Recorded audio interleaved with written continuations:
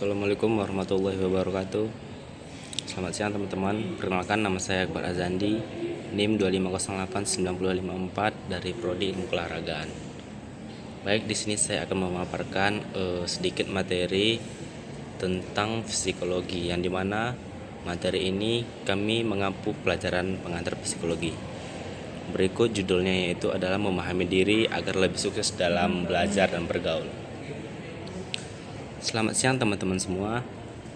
Tentu kita seringkali bertanya-tanya kenapa susah sekali fokus untuk belajar, kenapa saya mudah marah atau stres kalau tugas yang sangat banyak atau tugas yang sangat menumpuk, atau kenapa saya kadang sulit akur dengan teman sekelompok. Nah, pertanyaan-pertanyaan ini sebenarnya adalah pertanyaan psikologi. Banyak yang mengira psikologi itu adalah ilmu menebak isi pikiran atau hanya orang yang punya masalah kejiwaan. Padahal psikologi adalah ilmu tentang diri kita sendiri, tentang bagaimana kita berpikir, merasa, dan bertindak, khusus bagi mahasiswa. Memahami psikologi itu sangat penting sekali teman-teman. Kenapa? Karena masa kuliah adalah masa transisi dari remaja menjadi dewasa muda, di mana tantangan akademik, pergaulan, dan tekanan masa depan mulai datang kepada kita atau mulai kita hadapi. Materi ini akan membahas 3 hal utama: memahami diri sendiri, menerapkan psikologi dalam cara belajar, dan membangun hubungan sosial yang sehat. Yang pertama itu adalah memahami diri sendiri.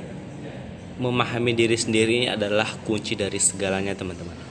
Langkah pertama untuk sukses apapun adalah mengenal diri sendiri. Dalam psikologi, ini disebut konsep diri. Di dalam psikologi ini disebut konsep diri, yaitu adalah pandangan kamu tentang siapa dirimu sebenarnya. Apa kelemahanmu, apa kelebihanmu, dan apa yang kamu inginkan. Ada 2 hal yang perlu kamu pahami, yaitu diri nyata dan diri ideal. Maksud dari diri nyata itu adalah siapa kamu sekarang, bagaimana sifat aslimu, bagaimana kebiasaanmu, dan bagaimana kemampuanmu saat ini. Diri ideal adalah gambaran dirimu di masa depan, cita-citamu, standar yang ingin kamu capai, dan pribadi yang ingin kamu bentuk. Masalah sering muncul ketika jarak antara diri nyata dan diri ideal terlalu jauh.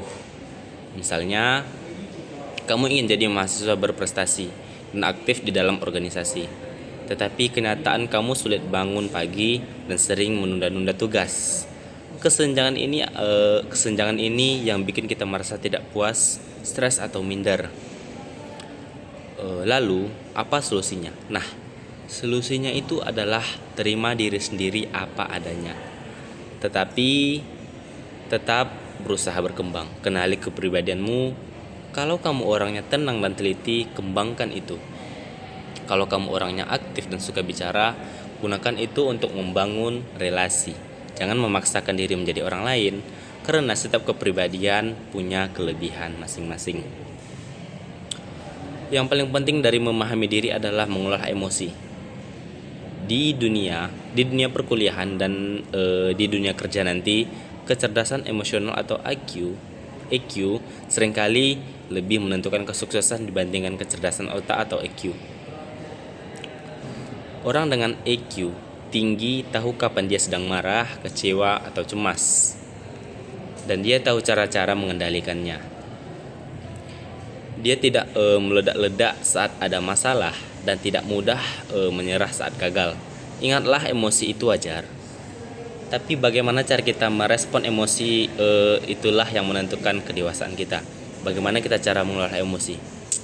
Saya ada beberapa ilmu dari guru saya dahulu. Jangan emosi yang mengendalikan diri kita. Tentu kitalah yang mengendalikan emosi itu sendiri. Masuk ke materi 2 itu psikologi.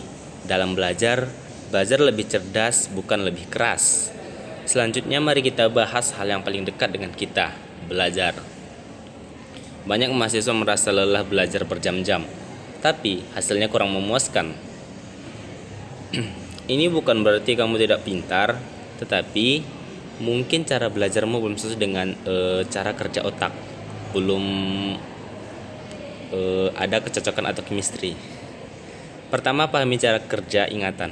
Otak kita menyimpan informasi dalam dua bentuk, ingatan jangka pendek dan ingatan jangka panjang. Kalau kamu belajar sistem kebut semalam, materi itu hanya masuk ingatan jangka pendek.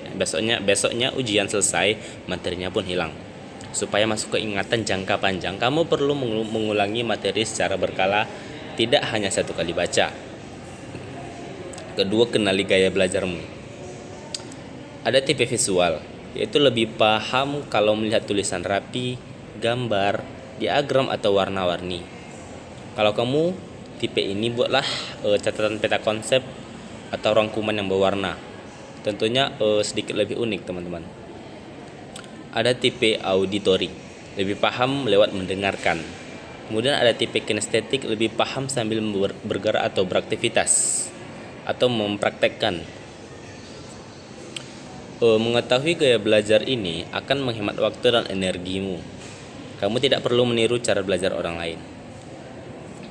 Baik, masuk ke materi yang ketiga, yaitu psikologi dalam pergaulan. Sukses tidak bisa sendirian. Terakhir, kita bahas kehidupan sosial. Kuliah itu bukan cuma soal nilai IPK yang tinggi atau rendah, tapi juga tentang siapa yang kamu kenal dan bagaimana kamu berinteraksi. Di kampus, kamu akan bertemu orang di berbagai daerah dengan latar belakang yang berbeda, sifat yang berbeda. Kunci utama pergaulan sehat adalah empati. Apa itu empati? Itu adalah kemampuan menempatkan diri di posisi orang lain. Kalau ada teman yang pendiam, jangan memaksanya bicara. Dan begitu sebaliknya, kalau ada teman yang arogan atau marah, coba pahami apa yang dia rasakan. Orang yang berempati lebih mudah disukai dan lebih mudah bekerja sama. Selain empati, komunikasi efektif itu sangat wajib. Banyak konflik dalam kelompok atau pertemanan terjadi cuma karena salah paham. Belajarlah menyampaikan pendapat dengan jelas dan sopan. Tentu sopan ini sangat penting bagi pergaulan, teman-teman. Jika kita sopan, maka mereka pun akan sopan. Jika mereka segan, mereka pun akan segan. Kesimpulannya, teman-teman, psikologi itu bukan sekedar teori di buku, melainkan panduan hidup. Untuk menjadi mahasiswa yang sukses, kamu tidak hanya butuh otak yang pintar, tapi juga pribadi yang matang. Pahami dirimu, kenali emosimu, kelebihan dan kelemahanmu. Optimalkan cara belajarmu sesuai cara kerja otakmu. Dan jaga hubungan baik dengan orang lain lewat empati dan komunikasi. Ingat, saya pesankan, jika kita sopan kepada teman-teman, maka mereka akan segan. Begitu juga sebaliknya. Sukses di akademis itu saja tidak cukup. Butuh keseimbangan antara prestasi dan kesehatan diri, antara kemampuan intelektual dan kecerdasan sosial. Semoga pemahaman dasar psikologi ini bisa membantu kita untuk menjadi mahasiswa yang bijak, lebih bahagia, dan lebih sukses dalam setiap langkah kita untuk ke depan. Semoga kita sukses untuk di masa yang akan datang. Ingat, jangan bertele-tele dalam hal perkuliahan. Sekian dari saya, terima kasih. Assalamualaikum warahmatullahi wabarakatuh.